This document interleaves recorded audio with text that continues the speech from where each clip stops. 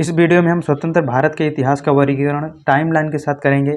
स्वतंत्र भारत के बाद पोस्ट इंडिपेंडेंस ऑफ इंडिया, जिसका टाइम पीरियड 1947 से लेकर के आज तक के समय को माना जाता है। 1947 से लेकर के 1950 ईस्वी तक स्वतंत्रता और संविधान निर्माण का कार्यकाल माना जाता है, जिसमें 1947 में पंडित जवाहरलाल नेहरू भारत के प्रथम प्रधानमंत्री बनते हैं। 1948 में गांधी जी की हत्या हो जाती है। 26 जनवरी 1950 को संविधान लागू होता है और भारत गणतंत्र बनता है। 1947 से लेकर के 1991 ईस्वी तक के समय काल को समाजवादी युग माना जाता है। 1951 से 1956 तक पहली पंचवर्षीय योजना लागू की गई। 1962 में भारत चीन युद्ध होता है। 1965 से 1975 के काल को हरित क्रांति का काल माना जाता है।